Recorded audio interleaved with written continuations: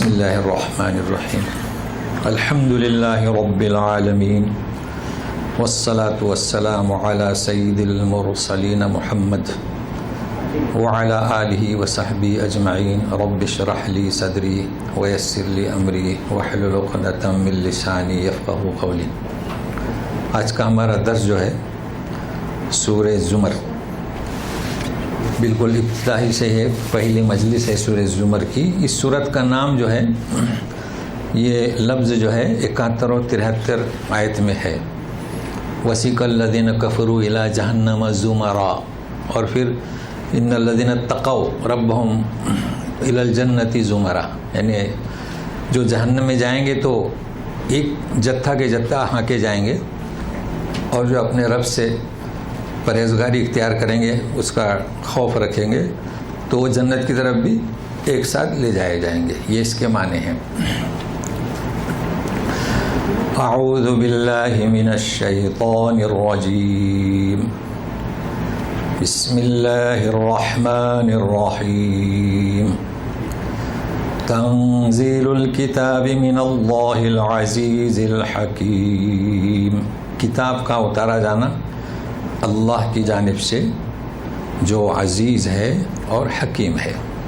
عزیز یعنی زبردست۔ انا انزلنا الیک الکتاب بالحق فاعبد اللہ مخلصا لہ الدین، ہم نے آپ کی طرف، اے رسول، اے محمد صلی اللہ علیہ وسلم، یہ تو نام میں لے رہا ہوں جبکہ اللہ تعالیٰ محمد نام نہیں لیتے ہیں، نبی کہتے ہیں، لیکن سمجھنے کے لیے کتاب نازل کی حق کے ساتھ، حق۔ اب یہ دوسرا موضوع ہے، فَاعْبُدِ اللَّهِ، اللہ کی عبادت کرو، مخلصا لہ الدین، دین کو اس کے لیے خالص کرتے ہوئے، الا للہ الدین الخالص، خبردار سنو، ہوشیار رہو، اللہ ہی کے لیے دین خالص ہے۔ والذین اتخذوا من دونه اولیاء ما نعبدهم الا لیقربونا الى اللہ زلفى ان اللہ یحکم بینہم فیما ہم فیہ یختلفون ان اللہ لا یہدی من هو کاذب کفار، اور جو لوگ اللہ کے سوا دوسروں کو اپنا ولی بناتے ہیں اور وہ یہ کہتے ہیں کہ ہم تو ان کی عبادت اس لیے کرتے ہیں کہ اللہ تعالیٰ کے تک رسائی کر دے، قریب کر دے، تو سنیے، اللہ تعالیٰ ان کے درمیان جو وہ اختلاف کر رہے ہیں اس کا فیصلہ کریں گے، اور اللہ تعالیٰ ہدایت نہیں دیتا ہر اس شخص کو جو جھوٹا ہے اور منکر ہے، ناشکرا ہے۔ لو اراد اللہ ان یتخذ ولدا لاصطفى مما يخلق ما یشاء سبحانہ هو اللہ الواحد القہار، اگر اللہ چاہتا کہ کسی کو لڑکا بنائے تو مخلوق میں سے جسے چاہتا اختیار کر لیتا، پاک ہے وہ اللہ ہے، اکیلا ہے اور غالب ترین ہے۔ خلق السماوات والارض بالحق یکبر اللیل علی النہار ویکبر النہار علی اللیل وسخر الشمس والقمر کل یجری لأجل مسمی الا هو العزیز الغفار، آسمان و زمین کو برحق پیدا کیا، رات کو دن پر، دن کو رات پر لپیٹتا ہے، سورج چاند کو تمہارے لیے لگا دیا، ہر جو ہے ان میں سے ہر سورج ہو چاند ہو تو چلتا ہے، چلے گا اپنے ایک وقت مقررہ پر، اور سنو الا، خبردار، وہ ذات عزیز ہے، غفار ہے۔ تو اس میں کئی چیزیں ہمیں سمجھنا ہے۔ سب سے پہلے آج تنزیل بھی آیا اور انزلنا بھی آیا ہے، آپ دیکھ رہے ہیں دوسری آیت میں، تو جو چیز بتا چکا ہوں وہ نہیں، لیکن جیسے کہ ہم نے بتایا تھا کہ تنزیل کے معنی بتدریج، تھوڑا تھوڑا، جو شروع ہوا تھا غار ہرا میں آنا اسے کہیں گے تنزیل، اور انزلنا ہے نا یکجا ایک صورت میں لوح محفوظ سے آسمانی دنیا پر، لیکن آج کچھ مزید اس میں آپ اضافہ کریں تو اب وہ چیز آپ کے ذہن میں رہے گی تو یہ باتیں بھی سمجھ میں آئے گی۔ تو اللہ تعالیٰ فرماتے ہیں کتاب کا اتارا جانا،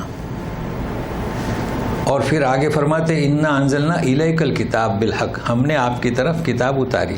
تو کتاب کا اتارا جانے یعنی کیا؟ تھوڑا تھوڑا. اور آپ کی طرف کتاب اتاری ہے رسول سے مراد کیا؟ یکجا صورت میں، جیسے کہ انا انزلنا فی لیلۃ القدر. تو نزول کے تعلق سے اچھا ایک ہوتا ہے نزول، تو آج اس بات کو نوٹ کر لیں، نزول کسے کہیں گے بھائی؟ نزل بھی جبریل امین، تو انزال تنزیل، انزال یعنی انا انزلنا. اور نزول کسے کہیں گے؟ جو چیز اتری، قرآن شریف، ٹھیک ہے نا. اب تو اتری کہاں سے؟ اوپر سے. اس کے لیے ضروری ہے کہ بلندی سے اتری. انزال کے معنی بھی بلندی سے اتری، البتہ یکجا صورت میں، اور تنزیل کے معنی بھی بلندی سے اتری اور یکجا صورت میں. اب اس میں آپ اضافہ کریں کہ جس نے اتارا، چاہے وہ تنزیل کی صورت میں ہو چاہے انزال کی صورت میں ہو، وہ ذات کون ہے؟ اللہ کی. دیکھیں من اللہ، تو عظیم اور شرف ہے جس نے اتارا. جس کی طرف اتارا انا انزلنا الیک، وہ بھی عظیم ہے. لیکن ایک تیسری چیز ہے، جس امت کی طرف متوجہ ہونے کے لیے اتارا کہ اس امت کو سناؤ کنتم خیر امۃ، وہ بھی عظیم ہے. تو اللہ نے کتاب اتاری، جس پر اتاری اور جس امت کے لیے اتاری، یہی وہ تخصص ہے ہمارا، کنتم خیر امۃ، اس قرآن کی وجہ سے. لیکن افسوس ہے کہ آج ہم اسے بھولے ہوئے ہیں. تو یہ ہے نزول. ابھی اور چیزیں بھی اس میں آئیں گی، جیسے کہ انا انزلنا الیک، ہم نے قرآن اتارا آپ کی طرف. سورہ حقہ میں ہے نزلنا الیک، نزلنا علیک الکتاب. ابھی سورہ حقہ تو پڑھیں گے انشاءاللہ آئندہ، تو وہاں پر ہے نزلنا علیک الکتاب. اچھا دوسرا تنزیل الکتاب من اللہ، تنزیل الکتاب من رب العالمین، دونوں طریقے سے ہے. تو اب ہم شروع کرتے ہیں کہ اللہ تعالیٰ فرماتے تنزیل الکتاب من اللہ، دوسری جگہ فرماتے تنزیل الکتاب من رب العالمین. تو معنی یہ ہوا کہ اللہ اور رب اور کتاب. تو سب سے پہلے کتاب کسے کہیں گے؟ جو سطر میں لکھا ہوا ہے. اور قرآن کسے کہیں گے؟ جو ہم پڑھتے ہیں. تو من اللہ اور من رب العالمین میں فرق کیا ہے؟ دیکھیے، رب کسے کہیں گے اور اللہ کسے کہیں گے؟ بھائی اللہ تعالیٰ جب ہم کہتے ہیں تو یہ دل سے عقیدہ ہوتا ہے کہ اللہ، الوہیت، عبادت، پوجا، پرستش، بندگی. رب کے معنی کیا؟ رب پالنہار، بہترین ترجمہ ہے اس کا، پالنہار. تو پالنہار میں کیا ہے؟ مادیات، زمین، پیداوار، غلہ، سبزیاں، ہمارے جسم کی نشوونما، یہ سب رب العالمین. اب سوال یہ آتا ہے کہ یہاں پر اس جگہ پر جو کہا جا رہا ہے تنزیل من رب العالمین، اس کا پس منظر اور ہے اور آج کا پس منظر اور ہے. دیکھیے اکثر ایسا ہوتا ہے کہ ہم پڑھاتے ہیں بچوں کو اسلام کے ارکان، تو من باللہ، اللہ پر یقین، نماز، روزہ، زکوٰۃ، حج. ایمان کے ارکان یاد کرو تو کہیں گے آمنت باللہ و ملائکتہ، ہے نا، عقیدہ. لیکن فرق کیا دونوں میں؟ دونوں میں فرق ہے. غور کریں کہ عقیدے کا نام داخلی عمل جو ہے وہ ایمان ہے، اللہ پر یقین کرنا. اور نماز پڑھنا تو عملی طور پر پریکٹیکلی عمل ہے، آپ پڑھیں. تو جیسے کہ فرق ہے ایمان اور اسلام میں، اکثر لوگ اس چیز کو نہیں سمجھتے، یاد کر لیتے ہیں ایمان کے ارکان، اسلام کے ارکان، دونوں میں فرق ہے. اسی طریقے سے رب کیا؟ مادیات کی ترقی پر، مادیات کی کا التزام کرنے والا. اس نے انسان کو مٹی سے اور پانی کے عنصر سے بنایا، تو اس کی مادی ترقی کے لیے زمین سے پیدا ہوا. اور اللہ، اس نے روح بھیجی اوپر سے، تو کتاب بھی اس نے بھیجی. تو یہ خطاب کبھی مشرکین سے ہے، کبھی رسول سے. یہاں پر خطاب کس سے ہے؟ ان لوگوں سے جو اللہ کو تسلیم کرتے ہیں کہ یہ کتاب اللہ نے بھیجی، جسے تم اللہ تسلیم کرتے ہو. کس لیے بھیجی اللہ نے؟ الوہیت کے لیے، اس کی عبادت کے لیے، اس کی بندگی کے لیے. آج کا موضوع جو ہے وہ یہی ہے کہ من اللہ، الوہیت، عبادت اور بندگی، یہ اصل موضوع ہے. اس کو سمجھنے کی کوشش کرتے ہیں. من اللہ العزیز الحکیم. اللہ وہ عزیز ہے. گزشتہ عزیز کی شرح ہو چکی، حکیم کی بھی ہوئی، واحد کی بھی ہوئی، قہار کی بھی ہوئی، لیکن آج کا پس منظر اور ہے. کیا مطلب عزیز کا؟ اب عزیز کے معنی ہم اور آپ نے یہی یاد کیے کہ وہ غالب تر ہے، اسے کوئی روک نہیں سکتا، کوئی طوفان بھیجے، سیلاب بھیجے. آج پس منظر اور ہے.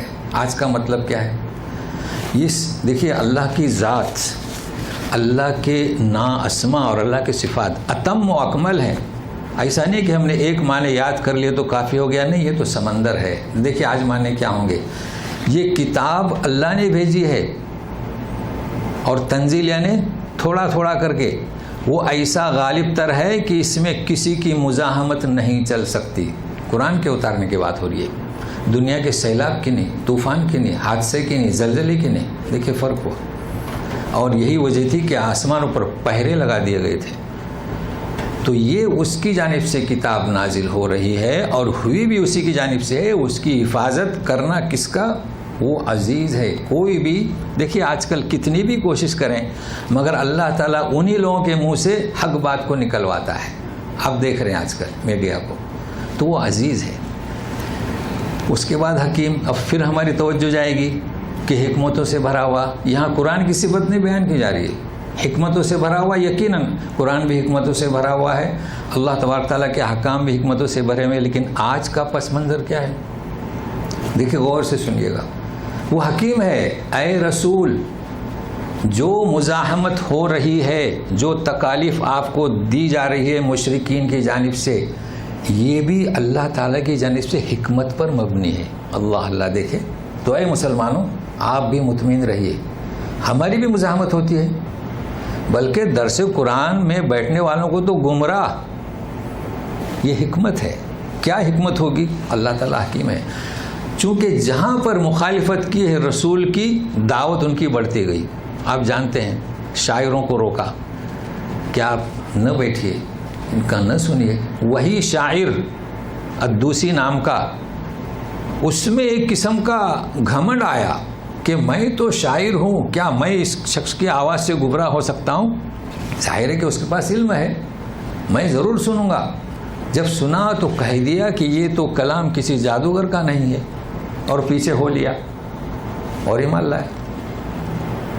تو ہم ایسا کیوں نہیں کہتے؟ جب کوئی کہتا ہے کہ آپ درس قرآن سے بچتے رہیے، تو کیوں اللہ نے آپ کو دماغ نہیں دیا؟ آپ کی تعلیمات کیا کہتی ہیں؟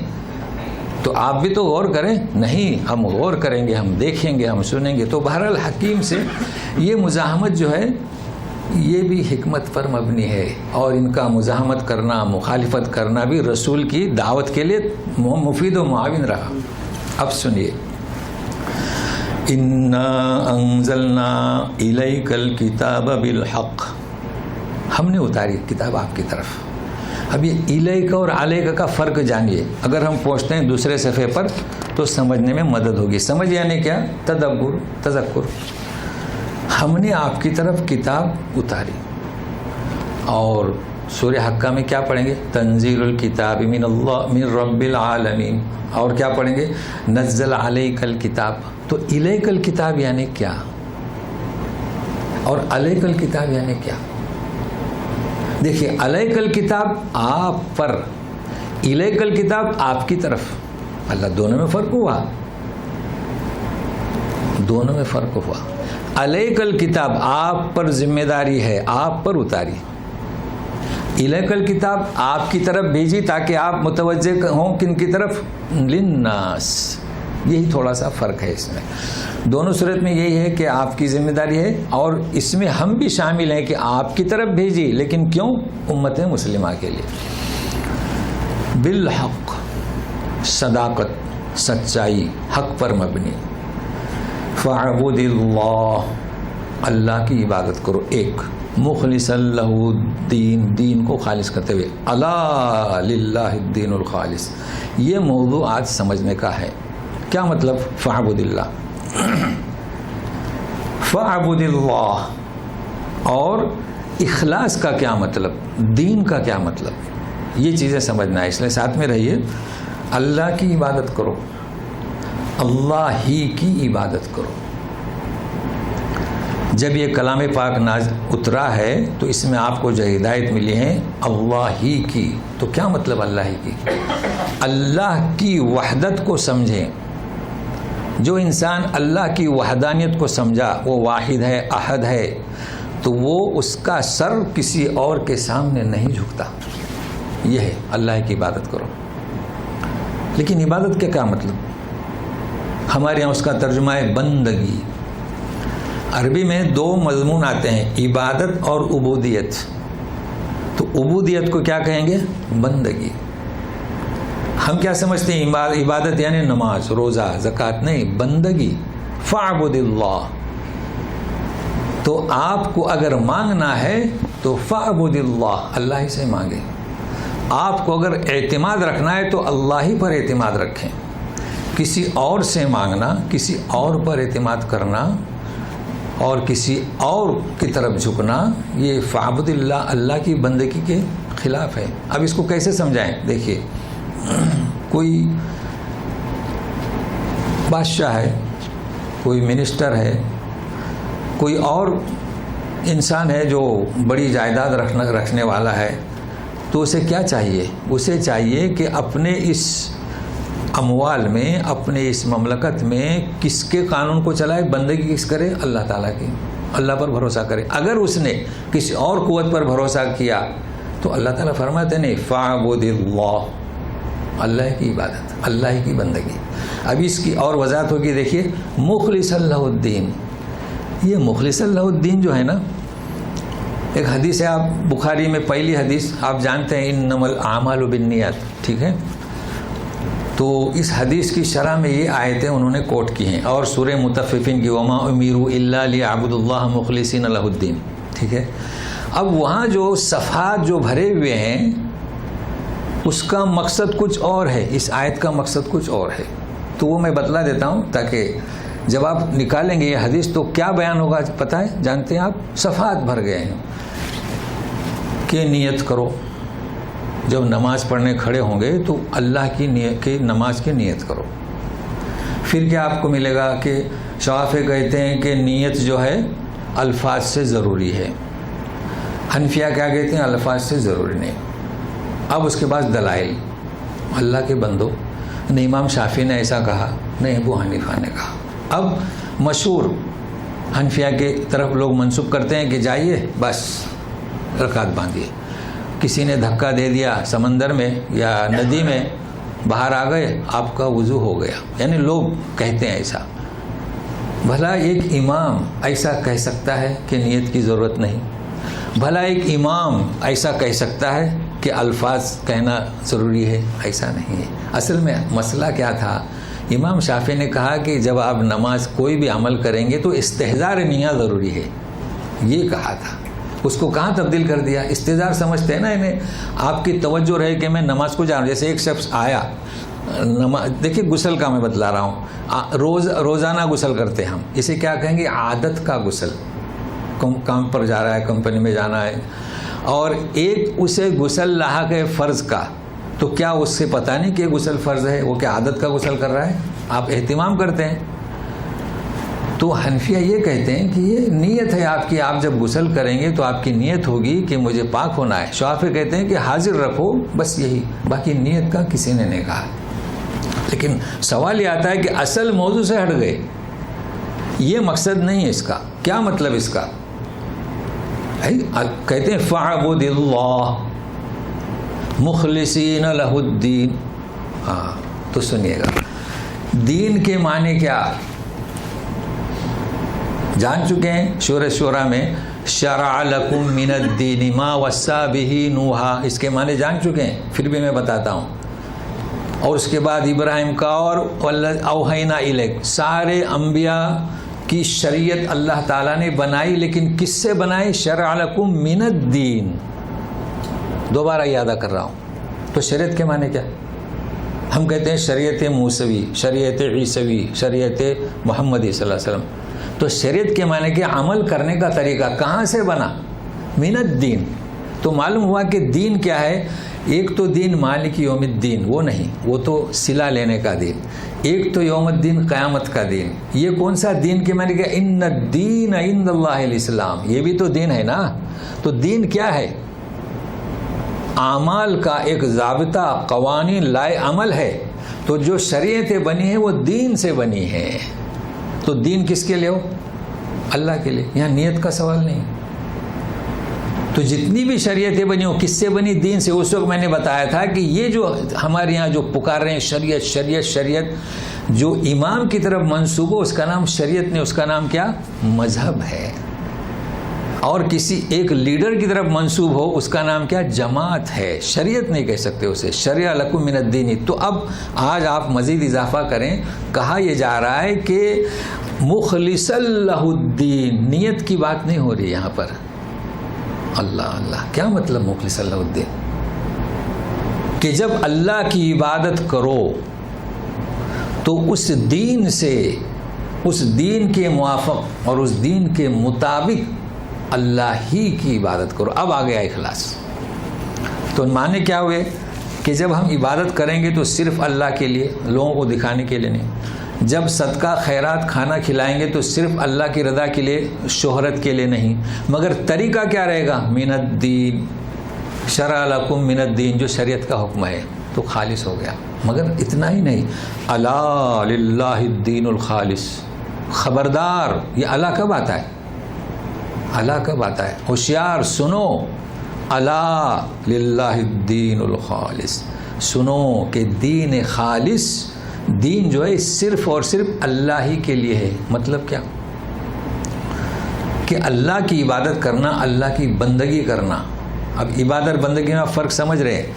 ہر وقت جو ہے، ہر حال، ہر لہجہ، ہر لمحہ اسی دین سے آپ اللہ کی عبادت کریں گے، بندگی کریں گے. اب اس کے مخالف لوگوں کا تصور کیا تھا؟ وہ دین میں نہیں. اور آج ہم لوگوں کا تصور کیا ہے؟ وہ دین میں نہیں، ہم خالص نہیں. اس کا ذکر ہو رہا ہے. پہلے لوگوں کا تصور یہ تھا کہ اللہ تعالیٰ بہت ہی بلند ہے، ہماری رسائی وہاں تک نہیں ہو سکتی. یہ تصور غلط. جبکہ اللہ تعالیٰ قہار ہیں، اس کے ساتھ ساتھ غفار ہیں، بخش دینے والے ہیں.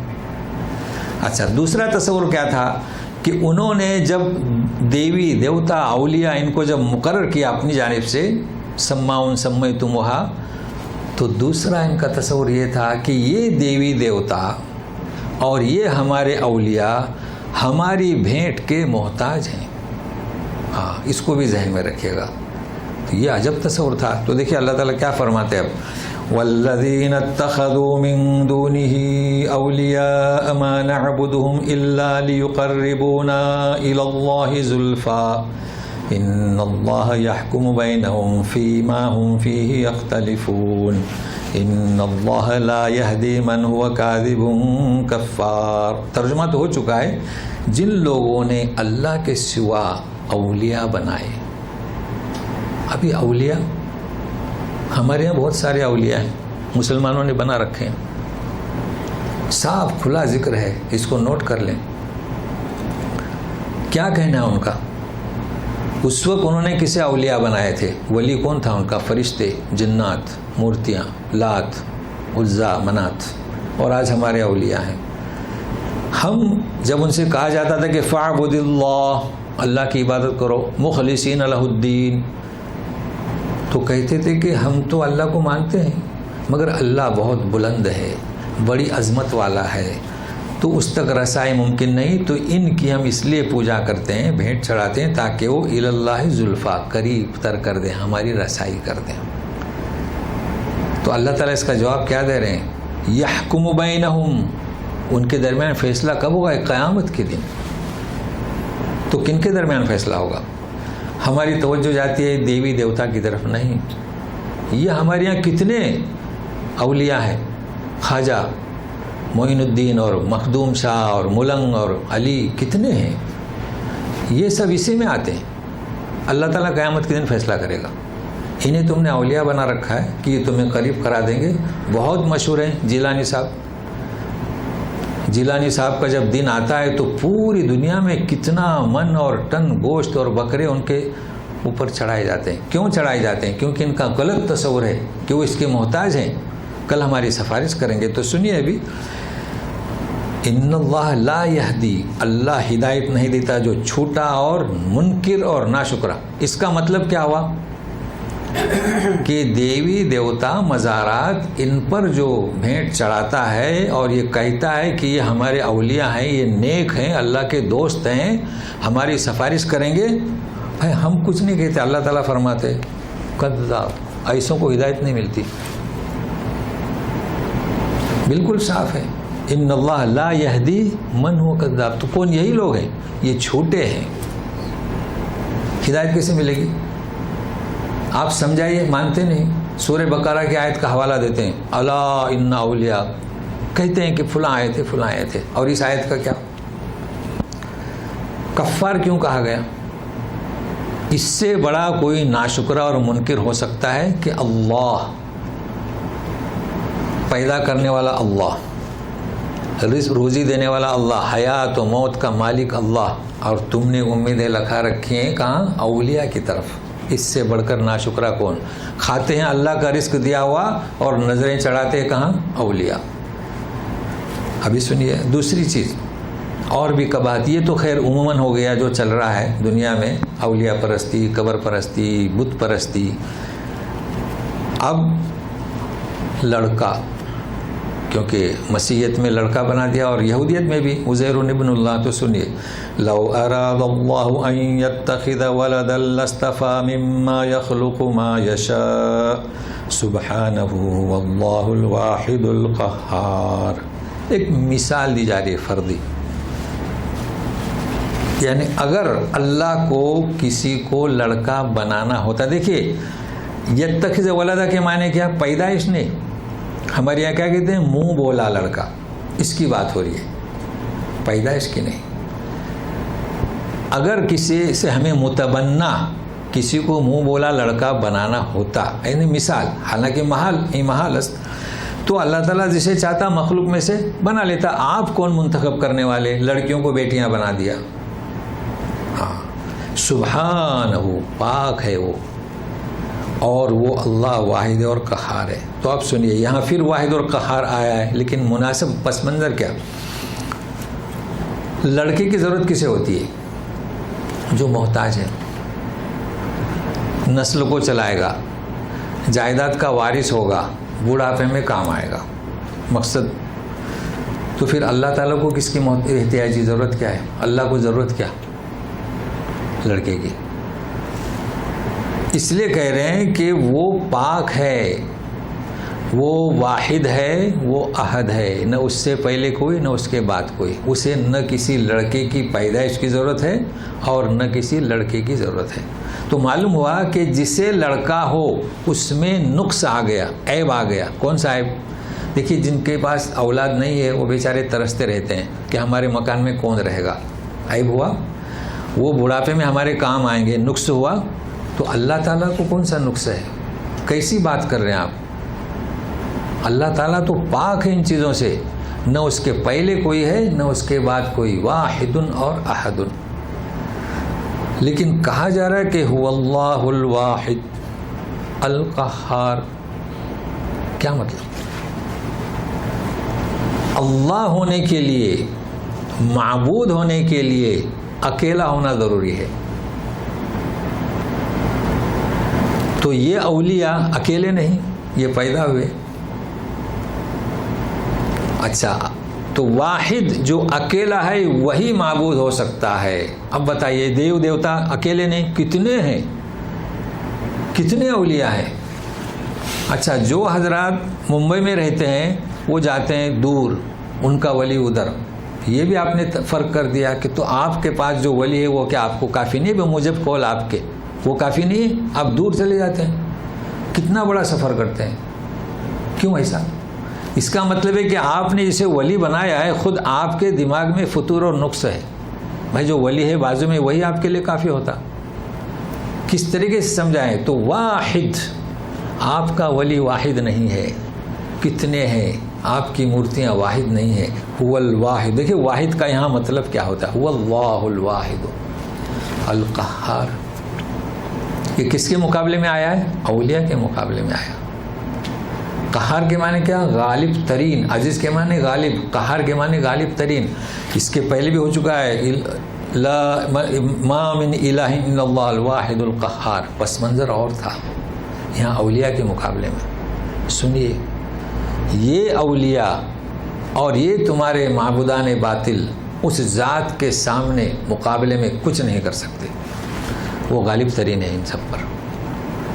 اب کس چیز کی ضرورت ہے ہمیں مسلمانوں کو کہ اتنی وضاحت سے کہا جا رہا ہے؟ تو بہرحال دعا یہی کریں گے اللہ تعالیٰ ہم مسلمانوں کو ہدایت دے اور اصل ہے کہ قرآن سے رجوع کروائے، ورنہ انہیں لوگ گمراہ کر رہے ہیں.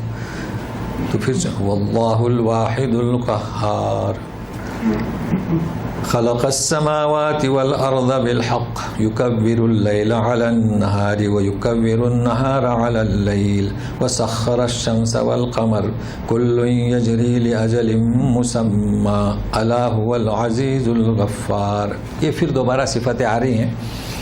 آسمان و زمین کو پیدا کیا برحق، یعنی کیا؟ عبث نہیں.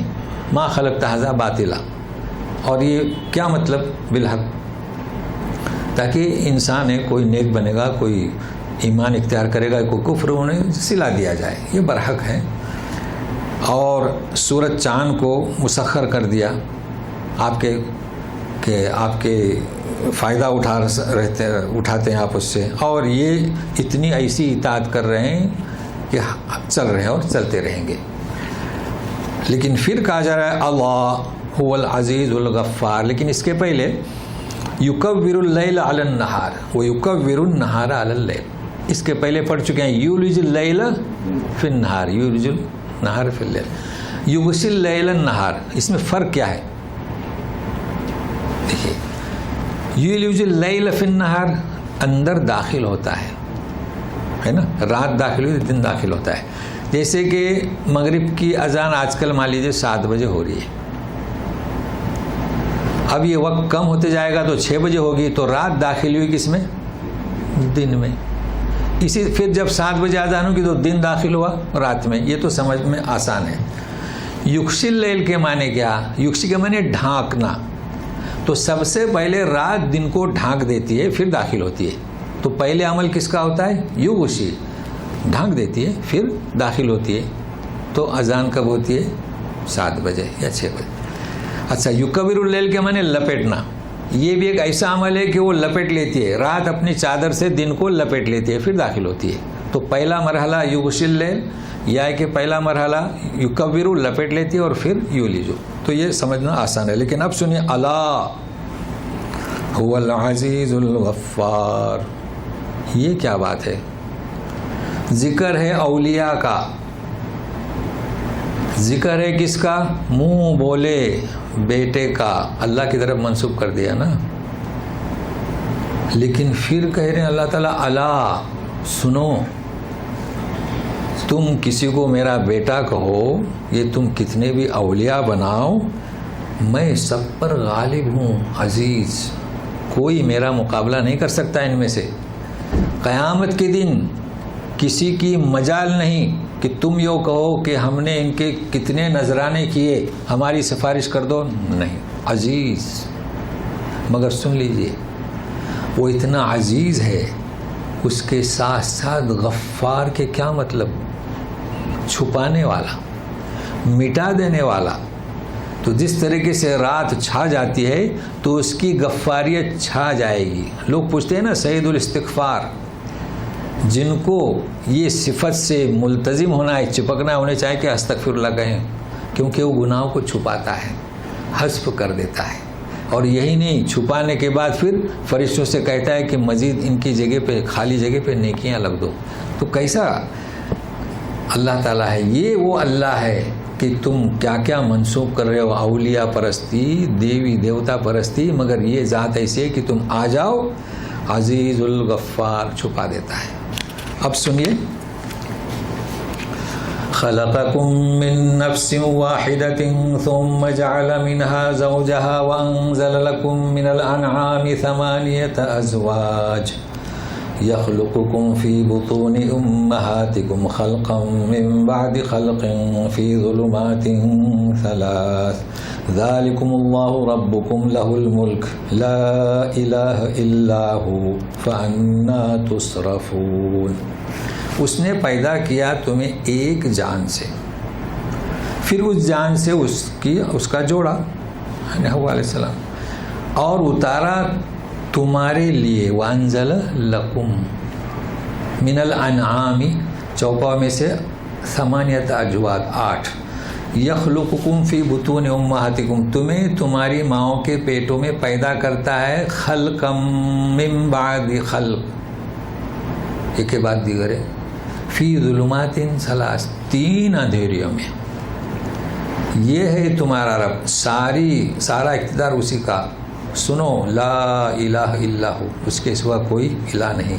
پھر تم کہاں بھٹکے جا رہے ہو؟ کیا کیا چیزیں اس میں سمجھنا ہے؟ سب سے پہلی بات تو یہ سمجھنا ہے کہ تمہیں ایک جان سے آدم علیہ السلام، اور سورہ نساء میں بھی یہ اس جان سے پھر اس کا جوڑا، پھر پھیلائے سارے لوگ. تو ایک جان کی ایک عظمت ہے، ہمیشہ ایک جان، اور پھر اس سے جوڑا. تو معلوم ہوا کہ خاتون جو ہے، عورت ہے، وہ ماتحت ہے. اس میں یہ ہمیں اشارہ ملتا ہے. ہمیں اس کی زندگی گزارنا اپنے باپ کے مشورے کے مطابق، اور جب شادی ہو جائے تو اپنے شوہر کے مطابق. اتارے تمہارے لیے من الانعام 8 ازواج، یہ اس کا ذکر پہلے ہو چکا ہے. 8 جانور، من الضأن 2 ومن المعز 2 ومن الابل 2 بقر 2، یعنی بکرا بکری، مینڈا مینڈی، گائے بیل اور اونٹ اونٹنی، یہ تو ہو چکا ہے. لیکن یہاں ایک چیز اور میں آپ کو بتاؤں، وَأَنزَلَ لَكُم مِّنَ الْأَنْعَامِ، ٹھیک ہے، اللہ تعالیٰ فرماتے ہیں یا بنی آدم انزل علیکم لباسا یواری سواتکم وریسا. علیکم، تو قرآن میں تھوڑا سا فرق آپ نے معلوم کر لیا. الیکم اور علیکم، یہاں کہہ رہے ہیں کہ الیکم، اور لباس کے بارے میں کیا فرماتے ہیں؟ علیکم. تو کیا مطلب اس کا؟ یہاں تو بالکل واضح ہے کہ ہم نے چوپاؤں کو آپ کے لیے اتارا، مطلب آپ کھاؤ پیو، قربانی کرو، عقیقہ کرو، گوشت کھائیے، نہ کہ پوجا کرنے کے لیے. مطلب بالکل واضح ہے. اب جانوروں کی پوجا شروع کر دو تو ظاہر ہے کہ انسان کو سوچنا چاہیے. اب ظاہر ہے کہ جو قرآن پڑھتا ہے وہ تو جانور کی پوجا نہیں کرتے ہیں، لیکن ہے کہ انہیں سمجھانا مشکل ہے، تو قرآن ان تک کیسے پہنچایا جائے؟ یہ ہمارا کام ہے. اس لیے کہ الیک یا محمد صلی اللہ علیہ وسلم علیک، اور اس امت، یہ بھی عجیب ہے، تو اس امت کا کام ہے کہ انہیں سمجھائیں کہ یہ جانور عبادت کے لیے نہیں ہے. ان لوگوں کے منہ سے تو نکلوا رہا ہے اللہ تعالیٰ کہ حیوان ہمارا دیو نہیں ہو سکتا، مگر ہم کہاں خاموش بیٹھے ہیں. لیکن جہاں پر کہا گیا، جب میں نے آپ کو معنی بتائے تھے کہ انزل کا مطلب کیا؟ بلندی سے، تو پھر یہ چوپائے تو ٹھیک ہے. ایک سوال. اچھا، دوسرا وانزلنا الحدید ہے نا، لوہا بھی اتارا. سورہ حدید میں یہ ہے، سورت کا نام بھی حدید اور اس میں حدید. اب حدید بھی اتارا، چوپائے بھی اتارے، قرآن شریف بھی اتارا، اور الیکم اور علیکم، ان چیزوں کو سمجھنا ہے. اس کا نام کیا ہے؟ ہم نے کتاب آپ کی طرف اتاری لیتدبروا، تاکہ غور و فکر کریں. یہ ہے تدبر. تو سب سے پہلی بات، نزول کیوں کہا چوپاؤں کو؟ کیا یہ آسمان سے اترے؟ اور اس کو حدید کو نزول کیوں کہا؟ جبکہ نزول کے معنی کیا؟ اوپر سے آنا. تو اس میں کوئی اعتراض نہیں ہے. اور یہ اعتراض آپ جانتے ہیں، جو لوگ مطالعہ کرتے ہیں نا مخالفت کے لیے، وہ اعتراض کرتے ہیں. مگر کہ اللہ تعالیٰ جسے ہدایت دیتا ہے. تو زمین میں لوہا کس نے رکھا؟ اوپر والے نے اتارا. مویشیوں کی پیدائش کس نے کی؟ اس نے، اوپر والے نے. لہذا اس مناسبت سے کوئی فرق نہیں، اس نے اتارا. انسان بیج بوتا ہے، دانا بوتا ہے، لیکن کس نے دیا آپ کو؟ کس نے اتارا؟ تو ہمارے رزق کا انتظام کون کرتا ہے؟ اوپر والا۔ تو اوپر سے حکم صادر ہوا، یہ اور بات ہے کہ زمین میں، تو یہ معنی میں کوئی اختلاف نہیں ہے۔ لیکن مویشیوں کو لکم اور لباس کو علیکم، اس فرق کو سمجھنے کی کوشش کریں۔ دیکھیے، ہم نے تم پر لباس اتارا، تمہارے لیے نہیں، کیا تم پر؟ اگر سردی کا موسم ہے تو کپڑے کو اوڑھو تو پر آیا نا، اور یہ کپڑے اس لیے اتارے کہ اپنی مخصوص جگہ جو قابل شرم ہے انہیں چھپاؤ، تو اوپر، یہ ہے اس کا اعجاز قرآن کا، اوپر۔ مویشی اوپر نہیں، لیے کھائیے، کاٹیے، پیئے، لیکن یہ جو ہے علیکم، تو یہ قرآن کو کیا کہتے ہیں؟ اسے بلاغت اور یہ اعجاز۔ تو من الانعام ثمانیۃ ازواج۔ اچھا، دوسرا حدید، یہ بھی اوپر سے اترا، اور یہ قرآن کے بارے میں آپ خیال رکھیں کہ الیک الکتاب اور علیک الکتاب، تو ایک طرف اشارہ ہے آپ کی ذمہ داری، دوسری طرف اشارہ ہے کس کی؟ ہماری ذمہ داری۔ پیدا کرتا ہے ماؤں کے پیٹوں میں خلقم من بعد خلقن۔ یہ کیسا خلقم بعد من؟ یعنی اس کے کہتے ہیں مراحل، ایک مرحلے کے بعد دوسرا مرحلہ۔ اس کے پہلے بھی یہ موضوع ہو چکا ہے، لیکن آج کچھ اور بات پیش کی جا رہی ہے۔ فی ظلمات ثلاث، 3 اندھیریاں۔ یہ آپ لوگ اس کو اچھی طرح سمجھ سکتے ہیں، یہ 3 اندھیریاں کون سی ہوتی ہیں۔ آج کل نئی سائنس نے ترقی کی اور وہ بتاتے ہیں، یہ قرآن سچ کہتا ہے، 1400 سال پہلے قرآن شریف نے کہا ہے۔ یہ اندھیریاں کون سی ہیں؟ دیکھیے، کھجور کے تعلق سے قرآن شریف میں ہے، کتمیر کا لفظ ہے اور 3 الفاظ ہیں۔ تو ایک تو ہوتا ہے کھجور، اور کھجور کے باہر کا ایک چھلکا ہوتا ہے، جب کھجور پرانا ہو جائے تو وہ چھلکا ایسا کٹا ہوا نظر آتا ہے، یہ بھی ایک چھلکا ہے۔ پھر کھجور کے اندر ایک گٹلی ہے، اور گٹلی کے اوپر ایک جھلی ہے۔ تو دیکھیے، ہم اس چیز کو دیکھ رہے ہیں تو کیا ہم سمجھتے ہیں کہ مادر رحم، ماں کے پیٹ میں ہماری جو پیدائش ہے، جو بچہ ہوتا ہے، وہ کتنی حفاظت سے رہتا ہوگا؟ یہ کیوں جھلیاں لگائی گئی ہیں؟ کیا اس میں حکمت ہے؟ ظاہر ہے کہ حکمت کی بنیاد پر ہے۔ تو ایک اندھیری تو ماں کا پیٹ، پھر ہم کیا کہیں گے؟ بچہ دانی الگ ہوتی ہے نا، تو 2 ہو گئے۔ اس کے بعد جو بچہ پیدا ہوتا ہے اس پر وہ جو جھلی، دیکھیے کھجور کے گھٹلی پر جو جھلی ہوتی ہے کوئی نہیں جانتا، خیال بھی نہیں کرتا ہے، پھینک دیتا ہے۔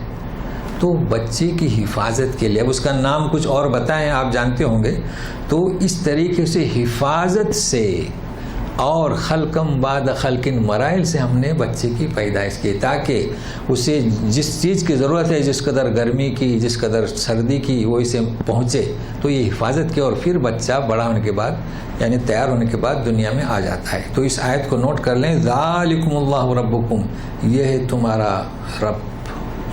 دیکھیے رب، اب دیکھ لیے رب، کتاب من اللہ العزیز الحکیم، یعنی روحانی ترقی کے لیے، اور یہ پیدائشی مراحل، رب تمہارا رب پالن ہار ہے، لہ الملک، سن لیجئے کہ سارا اقتدار اسی کا ہے، یہ کسی اولیاء کا نہیں۔ لا الہ الا ہو، وہی معبود برحق ہے، پھر تم کہاں بھٹکے جا رہے ہو؟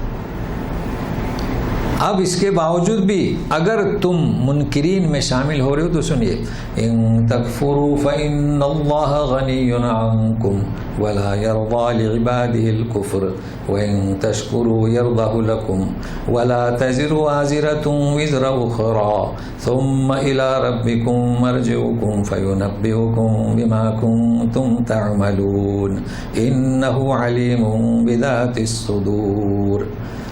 اللہ کا شکر ہے کہ اولیاء کے ساتھ ساتھ اب قرآن خوانی کا بھی ذکر لوگ پوچھتے رہتے ہیں نا، تو ان آیتوں کو نوٹ کر لیں۔ اگر تم ناشکری کرتے ہو تو یاد رکھو اللہ تعالیٰ غنی ہے، یعنی تمہارا محتاج نہیں ہے ان کو، تو اس غنی کو سمجھنا ہے۔ اور اللہ تعالیٰ اپنے بندوں کو ناشکری اور انکار، کفر پر راضی نہیں ہوتا۔ دیکھیے، لا یرضا، وَإِن تَشْكُرُوا يَرْضُوا، اگر تم شکر گزار بنو تو تم سے راضی ہوگا، يَرْضَهُ لَكُمْ، ٹھیک ہے۔ وَلَا تَزِرُ وَازِرَةٌ وِزْرَ، کوئی نفس کسی نفس کا بوجھ اٹھا نہیں سکتا۔ دیکھیے کیسی مناسبت سے آیت آ رہی ہے، اولیاء پرستی، دیوی دیوتا پرستی۔ ثم الی ربکم، معلوم ہونا چاہے کہ تم سب کو لوٹنا ہے تمہارے رب کی طرف، تو تمہیں آگاہ کرے گا جو کچھ تم کرتے تھے۔ اور سنو، وہ خوب جانتا ہے دلوں کے بھیدوں کو، بذات الصدور، تم بات کرو یا سوچو یا خیال کرو، سبوں کو جانتا ہے۔ تو چلیے سنتے ہیں کہ غنی کسے کہیں گے؟ غنی تو اللہ کی صفت بھی ہے، حضرت عثمان غنی بھی غنی تھے، اور کئی مالدار لوگ ہیں، ہم کہتے ہیں مالدار ہے، شاہوکار ہیں، یہ غنی کا ترجمہ ہے۔ تو اللہ تبارک تعالیٰ کیا فرماتے ہیں؟ وہ تم میں سے کسی کا محتاج نہیں، تم چاہے عبادت کرو یا عبادت نہ کرو، اس کی کبریائی میں کوئی فرق نہیں آتا۔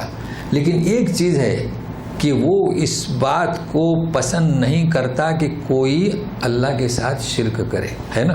لیکن سب سے پہلے غنی کو سنتے ہیں، کیا مطلب غنی کا؟ اللہ هو الغنی الحمید، ہے نا۔ اور عثمان غنی رضی اللہ تعالیٰ عنہ، دیکھیے اللہ تبارک تعالیٰ اپنے غنا میں اتم و اکمل، اپنے ذات میں اکمل، کامل جسے کہیں گے، اپنے ناموں میں کامل، اپنے صفات میں کامل۔ تو یہ صفات غنی وہ کامل ہے، کیا مطلب؟ وہ کسی کا محتاج نہیں ہے، محتاج کسی کا نہیں۔ دنیا کا غنی، اب غنی کسے کہیں گے؟ آج کل اخباروں میں آتا ہے کہ فلاں کنٹری کا سب سے زیادہ بڑا کیا دولت مند، آئے ہیں نا، نام ہے، مشہور ہے۔ چلیے اب ہم بتاتے ہیں کہ یہ کیسے غنی۔ یا ہے کہ چلیے ایک بادشاہ کو لیجیے، بادشاہ، ہمارے یہاں بھی نواب لوگ تھے، بادشاہ تھے، ٹھیک ہے نا۔ اور ایسے لوگ بھی ہیں کہ بادشاہ انہیں سجدہ کرتے تھے، سجدے سے مراد سجدہ نہیں، جھکنا، کیوں؟ محتاج تھے، یہ میں بتانا چاہتا ہوں۔ اور ہمارے یہاں فیملیاں ہیں، تو اللہ تعالیٰ ان کے مقابلے میں غنی کامل ہے۔ سنیے، ایک بادشاہ ہے، حشم و خدم ہے، وہ محتاج ہے، بادشاہ ہونے کے بعد بھی کیا ہے؟ محتاج ہے۔ کس کا؟ کوئی دھوبی آ کے کپڑے دھوئے، اللہ محتاج ہے؟ نہیں۔ یہ تو چھوڑیے، بھنگی کا محتاج ہے۔ پہلے زمانے میں کیا ہوتا تھا؟ وہ ٹوکریاں اٹھا کے لے جاتے تھے، اگر بھنگی نہیں آیا تو یہ جا نہیں سکتے، پیٹ کو خارج کرنا ہے، پیٹ میں جو مواد فاسدہ ہے، دیکھیے محتاج ہوئے۔ ہاں۔ اور سب سے پہلی بات ہمارے یہاں نام دیے خلیفہ، کسے؟ حلاق کو۔ حلاق یعنی کہ حجام کہتے ہیں نا اردو میں، اس کو نام کیا ہمارے یہاں؟ خلیفہ۔ کیوں؟ بادشاہ سر جھکا دیتا ہے، جھکاتا ہے کہ نہیں جھکاتا ہے؟ پھر آپ کیسے غنی؟ یہ تو نام دے دیے بھائی، جس کے سامنے سر جھکاتا ہے وہ اس طرح سے گردن نہ کاٹ دے تو آپ حجام نہیں، کیا ہو؟ خلیفہ۔ یہاں خلیفہ لوگ ہوں گے، بڑا نام دیا ہے آپ کو احتراماً جی۔ تو کہنے کا مقصد یہ ہے کہ هو الغنی، وہ تمہارا محتاج نہیں، تم چاہے کتنے بھی بڑے ہو تم محتاج ہو، چاہے بادشاہ ہو، چاہے ساہوکار ہو، محتاج ہو۔ دیکھو بھنگی کے محتاج ہو، دھوبی کے محتاج ہو، کھانے کے محتاج ہو، پینے کے محتاج ہو، اس کے باوجود بھی اللہ محتاج نہیں، لیکن وہ پسند نہیں کرتا کہ تم اس کا شرک کرو۔ دیکھیے کیوں پسند نہیں کرتا؟ آپ ہی کے لیے، آپ ہی کے لیے۔ دیکھیے بادشاہ، ساہوکار اگر آپ میں سے کسی سے محبت کرتا ہے تو اپنے لیے، آپ کے لیے نہیں۔ اگر آپ پہلوان ہیں تو اپنے حرم میں داخل کرے گا، اور اگر آپ میں لڑنے کی مہارت ہے حرم میں داخل کرے گا، اگر آپ میں جو ہے صلاحیت ہے بولنے کی، شاعری کی، سخن کی، حرم میں داخل کرے گا۔ مگر اللہ تعالیٰ آپ سے کچھ نہیں چاہتے، صرف آپ کی کامیابی کے لیے، جنت کے حصول کے لیے وہ شرک کو پسند نہیں کرتے، بلکہ کسے پسند کرتے ہیں؟ لا الہ الا اللہ، وحدت کو پسند کرتے ہیں۔ وَإِن تَشْكُرُوا يَرْضَهُ لَكُمْ۔ بتائیے، یہ ہے وہ اللہ، یہ ہے وہ اللہ کا کلام۔ کہاں بھٹکے جا رہے ہیں ہم؟ وَلَا تَزِرُ وَازِرَةٌ وِزْرَ أُخْرَى۔ نوٹ کر لیں اس کو، لوگ پوچھتے ہیں قرآن کھانے کیا کہا جا رہا ہے؟ کہ کوئی بھی نفس کسی نفس کا بوجھ نہیں اٹھائے گا۔ اصل کیا کہا جا رہا ہے کہ یہ جیلانی صاحب کی جو آپ نذرانے کرتے ہیں نا، یہ آپ کا بوجھ نہیں اٹھائیں گے، بلکہ وہ تو انکار کر دیں گے ہم نے آپ سے کہا تھا۔ تو جتنے اولیاء کی آپ پرستش کرتے ہیں یہ آپ کا بوجھ نہیں اٹھائیں گے۔ اب اس سے جو ہے علماء نے یہ اخذ کیا ہے کہ جب بوجھ نہیں اٹھائے گی کوئی نفس، اور نبی کریم صلی اللہ علیہ وسلم نے فرمایا کہ اذا مات ابن آدم انقطع عملہ، جب انسان کی موت واقع ہوتی ہے اس کا عمل ختم، الا من ثلاث، نیک لڑکا دعا کرے، اس لیے کہ نیک لڑکا جب کوئی بھی عمل کرے گا تو باپ کے فیض میں تو اس کے کھاتے میں حساب جمع ہو جائے گا، یا صدقہ جاریہ، آپ نے کنواں بنایا، مسجد بنائی، جو بھی کام کیا، تو یہ ہے چیز، لڑکا دعا کرے، او علم ينتفع به، یا آپ نے لوگوں کو سکھایا تو وہ علم جب تک چلتا رہے گا۔ اب دیکھیے کہ قرآن شریف آپ جب پڑھ رہے ہیں تو عمل کس کا ہے؟ آپ کا، یہ اسے کیسے پہنچے گا؟ یہ بات سمجھ میں نہیں آ رہی لوگوں کے۔ دیکھیے قرآن شریف کے بعد دعا قبول ہونے کا وقت ہے، جیسے نماز سے فارغ ہوئے آپ دعا مانگیں، سفر میں ہیں آپ دعا مانگیں، ایسی کچھ گھڑیاں ہیں نا، جمعہ کے دن مغرب سے کچھ دیر پہلے یہ دعا کی قبولی کا وقت ہے، تو جب بھی آپ قرآن شریف کی تلاوت کریں گے تو گھر والوں کو بلائیے، دعا کیجیے، قبولی کا وقت ہے۔ مگر یہاں قرآن خانی میں یہ نہیں ہوتا ہے، آپ جانتے ہیں سبھی حضرات، قرآن خانی میں کتنے ختم ہوئے؟ 1 2 15، چلیے 15 قرآن شریف انہیں مرحوم کو بخش دیں، یہ چیز غلط ہے۔ باقی ربنا اغفر لنا ولاخواننا الذین سبقونا بالایمان، دعا تو کر سکتے ہیں، ہم نے قرآن شریف پڑھ لیے، دعا اپنے لیے کیے، اپنے جو رشتہ دار مرحوم ہیں ان کے لیے بھی کیے، یہ تو جائز ہے، مگر یہ عمل صحابہ سے ثابت ہی نہیں کہ قرآن خوانی۔ اچھا، اب دوسرا سوال کہ ہم کیسے اس کو پھیلائیں؟ پھیلا اس لیے نہیں سکتے کہ ہمارا جو مقتدی جو طبقہ ہے وہ خود نہیں سمجھ رہے۔ دیکھیں نا قرآن خوانی کرنے والے کون لوگ ہیں؟ جو ہمارے پیشوا ہیں۔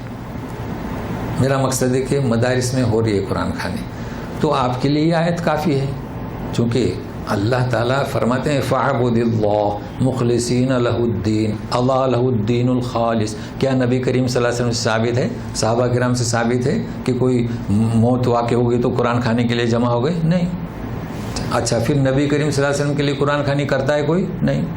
تو غور سے سنیے گا، ثم الی ربکم، یہ عمل کسی کا کسی کو پہنچنے والا نہیں ہے۔ آپ اتنی ہم محنت کر رہے ہیں، لیکن یہ مسئلہ ہے کہ جب کوئی بدعت ہمارے علماء کے اندر رائج ہو جائے تو اس کو مٹانا عوام سے وقت جائے گا، لیکن حق بات کہیں، کئی لوگ سمجھتے ہیں، کہتے رہیں، کوئی بات نہیں، کیونکہ پیغام کس کا ہے؟ الیک الکتاب، متوجہ امت کے لیے، یہ بھی وہی آیت ہے، اور فاعبد اللہ مخلصا لہ الدین، آپ کوشش کیجئے اور عملی طور پر کیجئے۔ کئی فیملیاں ایسی ہو گئیں کہ میت ہوتی ہے وہ قرآن خوانی نہیں رکھتے، تو کیا آپ کو کافر قرار دیتے ہیں؟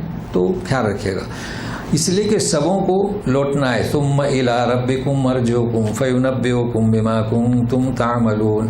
اچھا، تمہیں باخبر کیا جائے گا تم کیا کرتے تھے، تمہارے دلوں کے بھیتوں کو جانتا ہے۔ تم کہتے ہو کہ ہم نے صرف اس لیے کیا ہے کہ قرب حاصل کریں، تمہارا یقین ان کے اوپر ہے۔ آج کل دیکھیے کیسا یقین ہے کہ ناراض ہو جائیں گے اگر آپ ہر سال بھیंٹ چڑھا رہے ہیں اور اس سال نہیں تو ناراض ہو جائیں گے۔ ہم ہر چیز کو جانتے ہیں، یہ آپ کا کہنا کہ ہم صرف قرب کے لیے نہیں، قرب عبادت سے ہوتا ہے۔ ان کا احترام کریں، ان کی عزت کریں، ان کے تعلیمات کو اپنائیں، یہ مراد ہے۔ ابھی اس کی اور ایک مثال ہے دی جا رہی ہے کہ دنیا میں تو آپ کا یہ ماحول ہے، حالات ہیں، آپ کہتے ہیں اولیاء ہیں، یہ بڑے ہیں، اور پھر سنیے وَإِذَا مَسَّ الْإِنسَانُ ضُرٌّ دَعَا رَبَّهُ مُنِيبًا إِلَيْهِ ثُمَّ إِذَا خَوَّلَهُ نِعْمَةً مِّنْهُ نَسِيَ مَا كَانَ يَدْعُو إِلَيْهِ مِن قَبْلُ وَجَعَلَ لِلَّهِ أَندَادًا لِيُضِلَّ عَن سَبِيلِهِ قُلْ تَمَتَّعْ بِكُفْرِكَ قَلِيلًا إِنَّكَ مِنْ أَصْحَابِ النَّارِ۔ اس آیت کو سمجھنے کی کوشش کرتے ہیں کیونکہ اسی سے اس کا ربط ہے۔ جب انسان کو تکلیف پہنچتی ہے تو اپنے رب کو پکارتا ہے، منیباً الیہ، اس کی طرف متوجہ ہو کر۔ یہ آپ نے دیکھا ہوگا کشتی میں سوار لوگ کبھی طوفان میں گر جاتے ہیں، کئی واقعات ہیں۔ یدعو الیہ، اچھا ہاں، ثم اذا خولہ نعمتا منہ، پھر اللہ تعالیٰ اس کی اس تکلیف کو دور کر دیتا ہے اور اوپر چڑھا دیتا ہے نعمتوں کی چادر۔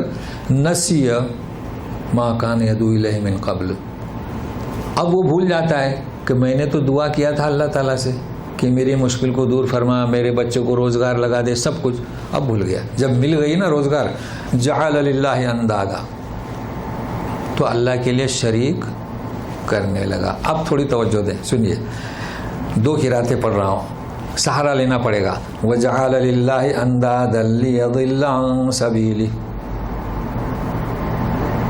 लोगों को दूसरों को शरीक करता है ताकि अल्लाह की राह से गुमराह हो जाए, फिसल जाए, यदिल्ल फिसल जाए। अब ये हमारे यहाँ जो किरात है अंदादन लियदिल्ल अन सबीली, ताकि गुमराह करे लोगों को। देखिए दोनों किरातें हैं और दोनों माने हैं, क्योंकि एक इंसान जब ये औलिया को शरीक करता है तो खुद तो गुमराह हुआ। देखो कैसा कलाम है, इराब नहीं थे, दोनों तरीके से पढ़ी जाती थी। अब ये तो बरिवायत हफ्स है ये, लेकिन दूसरी किरातें लें तो आप उसमें आपको ज़बर मिलेगा यहाँ पर। तो यदिल्ल के माने खुद गुमराह होना, युदिल्ल के माने दूसरों गुमराह करना। अब आप बताएं कि एक शख्स है जो गुमराह हो गया, ठीक है, उसका बेटा गुमराह हुआ कि नहीं, उसका ख़ानदान गुमराह हुआ कि नहीं, तो दोनों माने शामिल हैं, यदिल्ल भी और युदिल्ल भी। जो इनकी औलिया परस्ती का शिकार होता है वो दूसरों को भी गुमराह करता है। तो ऐ रसूल कह दो इनसे, ये सुनिए ऐलान, किन से? खाली देवी देवता वालों से, मज़ारात वालों से भी। आज कुरान हमारे पास है, कुल तमत्ता बिकुफ्रिका कलीला। जिक्र कहाँ से चला था? औलिया परस्ती का। जी ठीक है, वार्निंग है, अपने इस कुफ्र पर थोड़े दिन मज़े करो, फ़ायदा उठाओ। तमत्ता क्या कहा जा रहा है? वो ज़ात क्या कह रही है? थोड़े दिन का मतलब क्या? जब तक तुम्हारे आखिरी सांस है। इन्नक मिन अस्हाबिन नार, हो सुनिए, इन्नक मिन अस्हाबिन नार, कह दो कि तुम तो अस्हाबिन नार में से होंगे। तो बड़ा अफसोस है हमारे उन मुसलमान भाइयों पर जो नहीं सुन रहे हैं, नहीं समझ रहे हैं। तो एक और आयत इससे फिर आइंदा मजमून दूसरा शुरू होगा। अम्मन हुवा क़ानितुन आना अल-लैलि साजिदन व क़ाइमन यहज़रुल आखिरह व यरजू रहमत रब्बी क़ुल हल यस्तविल लज़ीना यअलमून वल्लज़ीना ला यअलमून इन्नमा यतज़क्करु उलुल अलबाब। ये आखिरी आयत है आज के दर्स की। कह दीजिए कि जो मुतवज्जह होता है अल्लाह की तरफ, रात में सजदा गुजार होता है और क़ियाम से, और यहदरुल आखिरा, आखिरत की सोचता है, यरजू रहमत रब्बी, अल्लाह की रहमत का मुतमन्नी होता है। कह दो क्या, हल यस्तवी लदीन यअलमून वल्लदीन ला यअलमून। सुनिए, एक तरफ मज़ारात परस्ती, औलिया परस्ती, और एक तरफ अल्लाह के सामने झुकना रातों को। क्या कह रहे हैं अल्लाह ताला? यअलमून वल्लदीन ला यअलमून। इसका मतलब जो तौहीद परस्त हैं वो यअलमून, जो मज़ार परस्त हैं वो ला यअलमून। देखिए जाहिल नहीं कहना, जाहिल जिद तो उसके लिए इल्म और अदम इल्म की ज़रूरत नहीं, लेकिन उनका शुमार ला यअलमून। अगर आप किसी से कहेंगे तो गुस्सा आएगा, भाई हम नहीं कह रहे। हर क्या है, इन्नमा यतज़क्करु उलुल अलबाब। ये कुरान शरीफ क्यों उतरा? लियतदब्बरू व लियतज़क्कर उलुल अलबाब। हो। तो इससे नसीहत हासिल करने वाले अक्लमंद हैं, कुरान की तरफ रुजू करने वाले अक्लमंद हैं। बहरहाल ये आखिरी बात है, आप इस तरह से भी समझा सकते हैं कि आपको इन शिर्क की बुनियाद पर क्या कहा जा रहा है। तो बहरहाल ये चंद आयतें आज के दर्स में हुई। आइंदा जो है दूसरा मौजू शुरू हो रहा है, तो अल्लाह से दुआ करें। और इसके साथ साथ ही गुज़िश्ता हमने ज़िक्र किया था हमारे साथी के शादी का, तो वो जाते हुए मुझे कह गए हैं कि आप ऐलान कर दें। जाहिर है कि शादी का ऐलान क्या होता है कि आप शरीक हो, हमारे यहाँ जो सिलसिला है, जाहिर है कि जो वहाँ होंगे वो शरीक हो जाएंगे। तो हम शरीक क्या, हम दुआ ही कर सकते हैं, दुआ से शरीक होते हैं कि इनकी शादी बहुस्न खूज भी अंजाम पाए बिरहमतिक या अरहमर राहिमीन। औज़ु बिल्लाहि मिनश शैतानिर रजीम। अम्मन हुवा क़ानितुन आना अल-लैलि साजिदा व क़ाइमा यहज़रुल आखिरह व यरजू रहमत रब्बिह क़ुल हल यस्तवी लज़ीना यअलमून वल्लज़ीना ला यअलमून इन्नमा यतज़क्करु उलुल अलबाब। جی یعلمون میں خیال رکھیں، اپنے اکثر یعلمون منہ کھول دیتے ہیں تو الف ہو جاتا ہے، تو یعلمون اس طریقے سے یعلمون. اور دوسرا خیال رکھیں کہ ہمیشہ اللہ تعالیٰ ہم انشاءاللہ توحید پرست رہیں گے، قرآن سے جڑے رہیں گے، ہمارا شمار کس میں؟ اولو الالباب. چلیے برحمت سبحانک اللہم و بحمدک اشہد ان لا الہ الا انت استغفرک و اتوب الیک. جی آپ کو موقع ہے اگر کوئی. یہ قرآن تو آہستہ آہستہ ہونا جی اندرنا تنزیلا جو بتا، ہاں جی لیکن تورات تو ایک ساتھ اترنا، ہاں تورات کے 10 احکام ایک ساتھ اترے. 40 دن میں جو جی 10 احکام. جی اس کے لیے کیسا قرآن میں لکھا ہے؟ جی اس کے لیے کیسا لکھا ہوا؟ نہیں، اصل میں 10 احکام جو ہے نا وہ تو ایک ساتھ اترے، اور اس کے بعد تو اترتے رہے آیتیں، جیسے قرآن کی آیتیں اترتی رہیں. تنزیل اور اندرنا میں ہاں ایک ذریعہ ہے اترنے کا، جی جی اور آہستہ آہستہ ترتیب سے ہوتا ہے. جی جی وہ تو ایک ساتھ اترنا، اور اللہ تعالیٰ خود کلام کرے. ہاں تو انزلنا التوراۃ وانزلنا الزبور. جی ہاں، تو میں سمجھا نہیں سوال، مطلب وہ بھی اسی طرح. دیکھیے قرآن شریف کہاں تھا؟ لوح محفوظ میں نا. جی آپ کا سوال اب سمجھ میں آیا. اصل میں یہ کیا کہتے ہیں کہ تورات یکجا اترا یا تھوڑا تھوڑا اترا ہے نا. جی اللہ تعالیٰ خود کلام کریں گے، اللہ تعالیٰ نے کلام کیا موسیٰ علیہ السلام کے ساتھ. جی نہیں، وہ کلام اور چیز ہے. موسیٰ علیہ السلام نے اللہ تعالیٰ کے ساتھ کلام کیا نا، وہ اور چیز ہے، سمجھے نا. اور جو تورات اتری وہ اور چیز ہے. تورات بھی جو اتری ہے وہ تورات ہے کیا؟ قرآن کا جز ہے، سمجھ رہے ہیں نا. تو وہ بھی کہاں تھا؟ لوح محفوظ میں تھا. تو اس میں سے اترا، تو جہاں انزلنا ہے وہ یکجا آسمانی دنیا پر آیا، اور پھر موسیٰ علیہ السلام کے پاس. لیکن وہ جو اتری ہیں وہ 10 آیتیں 10 احکام وہ ایک ساتھ اترے ہیں، اور باقی تھوڑا تھوڑا اترا ہے، اور کلام بھی ہوا ہے، سمجھ رہے ہیں نا. جی جی تشریحات قرآن خوانی آپ نے کہا کہ کس حد تک صحیح ہوگی، اگر یعنی اس سرے سے ہی صحیح نہیں ہے، ہاں، یا کسی حد تک اگر اس کو کچھ تبدیل کر دیں اس کا طریقہ ہے دعاؤں کا یا کیا؟ ہاں قرآن خوانی کا طریقہ کیا ہے؟ تو قرآن خوانی کا طریقہ یہ ہے کہ آپ جو ہے اپنے لیے قرآن شریف کا جو آپ کا جو عمل ہے نا، کیا کہتے ہیں، جو آپ عمل کرتے ہیں، جی روٹین جو ہے آپ کی، جیسے کہ کچھ لوگ پاؤ پارا پڑھتے ہیں، کچھ لوگ مسجد میں ہر نماز سے پہلے پڑھتے ہیں، یہ آپ کا طریقہ کار رہے. اب اس میں یہ ہے کہ جب آپ پورا قرآن کر لیں تو گھر والوں کو جمع کریں، کیونکہ یہ ثابت ہے، اور وہ دعا کریں کہ آپ ایک قرآن شریف پڑھ لیے، تو آپ دعا کریں. تو اس میں جو آپ سبوں کے لیے کریں کہ اللہم اغفر للمؤمنین والمؤمنات ہے نا، الاحیاء والاموات، تو اس میں آپ ان کا خاص ذکر کریں جو آپ کے ہیں. لیکن آپ صرف یہ اہتمام نہ کریں کہ اب میت ہوئی ہے تو اب قرآن پڑھیں، یہ نہیں ہونا چاہیے، پھر بدعت میں آئے گا. جی ٹھیک. آپ نے اسی سلسلے میں قرآن خوانی کے سلسلے میں آپ نے کہا کہ خواص اور عوام کے، کیونکہ خواص میں زیادہ مقبول ہے لہٰذا سمجھتے نہیں بات. ہاں جی. تو یعنی اگر ہم دعوت کا کام کریں تو وہ عوام میں ہمیں شروع کرنا چاہیے یا خواص سے شروع کرنا چاہیے؟ ہاں کہاں پہ زیادہ؟ جی آپ سمجھ رہے ہیں نا کہ خواص سے میری مراد یہ تھی کہ ہمارے جو علماء کرام ہیں وہ اس کو جائز قرار دے رہے ہیں، تو آپ سمجھ گئے، اور مدارس میں ہوتا ہے، تو اب عوام کے پیشوا یہی ہے نا. تو اس سلسلے میں ایک بات کو ذہن میں رکھیں، میں آپ کا جواب بھی دیتا ہوں کہ ہم محنت کس پر کریں، عوام میں کریں یا خواص میں کریں. سب سے پہلی بات یہ ہے کہ ہمارے یہاں لوگ کیا سمجھتے ہیں کہ یہ جو پیشوا ہے نا ہمارے، یہ بنائے ہیں آپ نے. صحیح ہے نا کہ یہ اگر وہ غلط فتویٰ دیتے ہیں تو وہ پیشوا نہیں ہے، آپ نے بنائے، تو ہم انہیں پیشوا سمجھتے ہیں، اور وہ ہمیں اس قرآن خوانی کو جائز قرار دیتے ہیں. اگر وہ یقیناً پیشوا ہوتے تو یہ کبھی نہیں کہتے کہ آپ قرآن خوانی میں بیٹھیں. یہ میری جانب سے میں آپ کو مزید کہہ رہا ہوں کہ، اور ہمارے لیے مسئلہ یہ ہوتا ہے کہ جب ہمارے مقتدا، جب ہمارے اسکالرس ایک چیز کو جائز قرار دے رہے ہیں تو عوام کو کیسے سمجھائیں.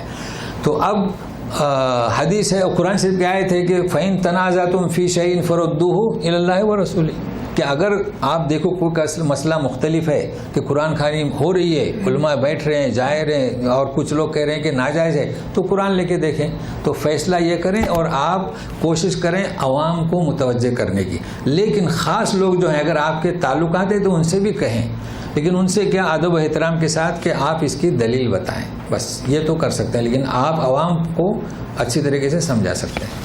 اچھا، آپ ایک ہی بات کو کہنے کے لیے 3 مختلف الفاظ استعمال ہوئے، یولج اللیلہ، یکول اللیلہ، یغشی اللیلہ، جی اس پہ کیا حکمت؟ اس میں حکمت یہ ہے کہ اللہ تبارک تعالیٰ بتلا رہے ہیں، جیسے کہ یہ پیدائش ہے نا، جیسے کہ ایک جگہ اور ذکر ہے کہ مرد جو ہے عورت کو ڈھانکتا ہے، ہے نا.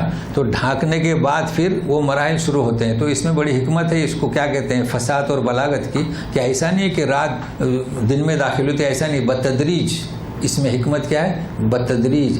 اور ہمارے لیے یہ اس میں نصیحت ہے کہ ہم بھی دنیا میں جو بھی عمل اختیار کریں بتدریج.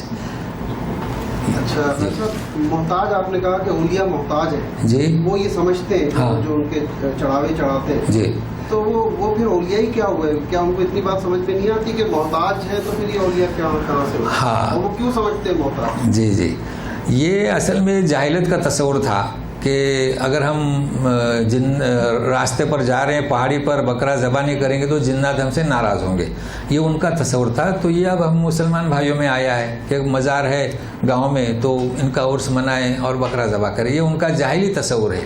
وہ سمجھتے ہیں کہ یہ, جب کہ وہ اگر واقعی میں وہ بت ہوتے, الہ ہوتے, تو ان کو کسی چیز کی ضرورت نہیں. جی چلیے, تفصیل ہو گئی ماشاء اللہ.